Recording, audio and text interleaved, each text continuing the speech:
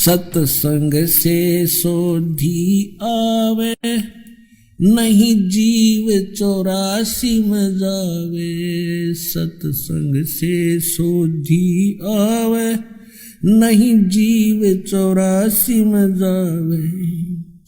अब मेटो द्वेष और राग, हो राग या उम्र बतेरी जाली। अब मेटो द्वेष और राग, हो राग या उम्र बतेरी जाली। पवित्र श्रीमद् भगवत गीता ये इन चारों वेदों का सारांश है। और इसके अंदर थोड़ा सा और गीता ज्ञान दाता जो बोल रहा है गीता को, वो ब्रह्म है, वो सरपुरुष है, वो यहाँ का भगवान है, श्री ब्रह्मा विष्णु महेश का वो पिता है। वो क्या करता है, कभी अपने पुत्र विष्णु के रूप में, सद्गुण विष्णु के रूप में दर्शन दे देता है, कभी अपने पुत्र रजगुण ब्रह्मा जी के रूप में दर्शन दे देता है, और किसी को वो अपने पुत्र शिव के रूप में, तमोगुण शिव के रूप में दर्शन दे देता है। और जिस कारण से ये भ्रम फैल जाता है, ये समझ नहीं पाए अभी तक हमारे आचार्य गुरु मंडलेश्वर कि ये कौन है। कभी ये कहते हैं, जैसे इनसे कोई प्रश्न करता है कि हमने सुना है रजगुण श्री ब्रह्मा जी, सतगुण श्री विष्णु जी और तमगुण श्री शिव जी है, क्या आप इस बात से सहमत हैं? तो कुछ एक तो कहते हैं हाँ सहमत है, वो तो बिल्कुल ठीक बोल रहे हैं क्योंकि पुराणों में ऐसा ही लिखा है। और कुछ एक चतुरता दिखाते हैं, वो कहते हैं उनकी चतुरता समझो या शास्त्र ना समझी समझो, उन सदग्रंथों को उन्होंने समझा नहीं। वो क्या कहते हैं कि नहीं, ऐसा है कि एक ही परब्रह्म परमात्मा है, परम ब्रह्म, और वो ही तमगुण से तमगुण रूप धारण करके वो जैसे शंकर रूप में परिवर्तित हो जाता है, बन जाता है, वही सतोगुण से विष्णु बन जाता है और वही रजोगुण से ब्रह्मा बन जाता है, वो एक ही है। तो ऐसी जो स्टेटमेंट देता है, ऐसे विचार रखता है, वो अपनी इन पवित्र पुस्तकों से भी परिचित नहीं है, पवित्र पुराणों से भी परिचित नहीं है, वो बिल्कुल अज्ञानी है या वो चतुर व्यक्ति है। तो ऐसे व्यक्तियों से अब हमने सावधान होना पड़ेगा, क्योंकि हम शिक्षित हो गए, सदग्रंथ ये हमारे पास उपलब्ध हैं, हम इनको पुनः देखेंगे और वही मार्ग हम ग्रहण करेंगे जो हमारे सदग्रंथ बताते हैं। गीता जी अध्याय नंबर 16 के श्लोक नंबर 23-24 में यही निर्णय दिया कि अर्जुन, जो शास्त्र विधि को त्याग कर मनमाना आचरण करते हैं, उनको न तो कोई सिद्धि प्राप्त होती है, न उनकी गति होती है, और न ही कोई सुख प्राप्त होता है। और इन 3 वस्तुओं की हम परमात्मा की भक्ति साधना उपासना करते हैं। फिर तुरंत ही 24वें श्लोक में गीता अध्याय नंबर 16 के कहा है कि अर्जुन, इससे तेरे लिए कर्तव्य और अकर्तव्य की अवस्था में सदग्रंथ ही प्रमाण है। यानी अन्य किसी की दंत कथा पर विश्वास मत करना, जो सदग्रंथों में प्रमाण हो उसी को ग्रहण करना। अब पुण्यात्माओं, ये दास आपको वो सदग्रंथ रूबरू करा रहा है जिनमें जो प्रमाण है और जो साधनाएं हमने करनी चाहिए, जो ना करनी चाहिए। तो हमने साधना करनी चाहिए केवल जो हमारी सदग्रंथ बताते हैं, और उन सदग्रंथों में भक्ति सतर के यानी साधना के सतर के जो ग्रंथ है वो 5 वेद हैं। एक ऋग्वेद, सामवेद, यजुर्वेद और अथर्ववेद, और 5वां सवसम वेद जिसको सूक्ष्म वेद भी कहते हैं।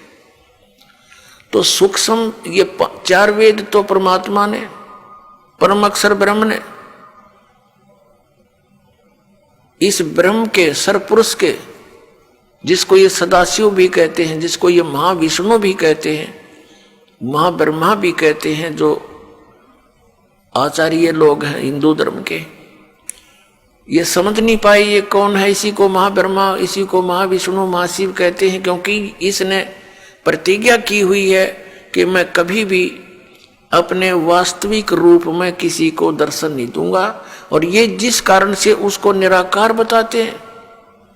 और क्या कहते हैं, जैसे इनसे कोई प्रश्न करता है कि परमात्मा निराकार है या साकार, तो ये उत्तर देते हैं कि निराकार भी है साकार भी है। ये कोई बात हुई?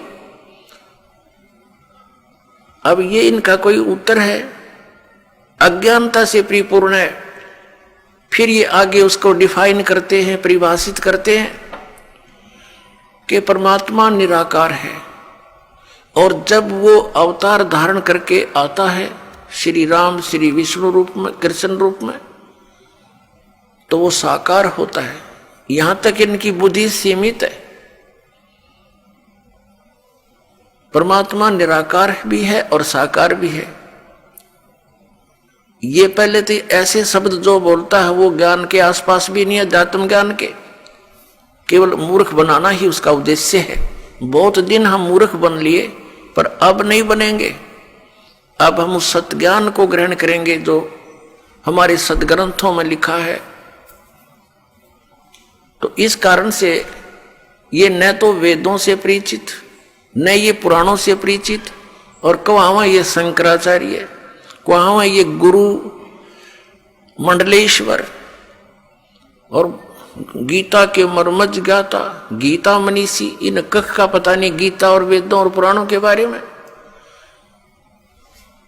अपने आत्मा वो समय आ गया है कि हम स्वयं अपने सदग्रंथों को पढ़ेंगे और यथार्थ मार्ग ग्रहण करेंगे। अब प्रसंग चल रहा है कि हमारे वो पवित्र सदग्रंथ जो हमें सहयोग में लेने पड़ेंगे वो कौन कौन से हैं, जिनको आधार बनाना पड़ेगा।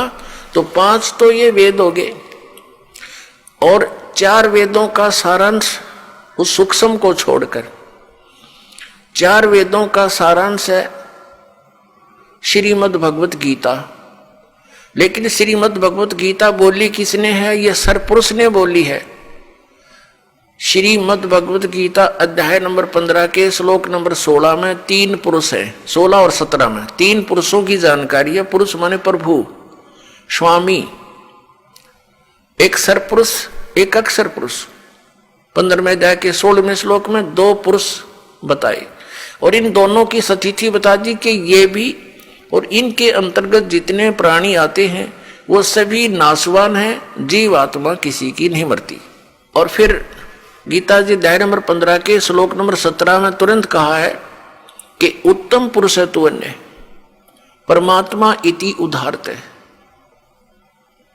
उत्तम पुरुष यानी श्रेष्ठ प्रभु, श्रेष्ठ परमात्मा तो कोई और है, स्वामी भगवान, जिसे परमात्मा कहा जाता है। उत्तम पुरुष है तो अन्य परमात्मा इति उदाहरत है, जिसको परमात्मा कहा जाता है वो इन दोनों से अन्य है, सरपुरुष और अक्षर पुरुष से।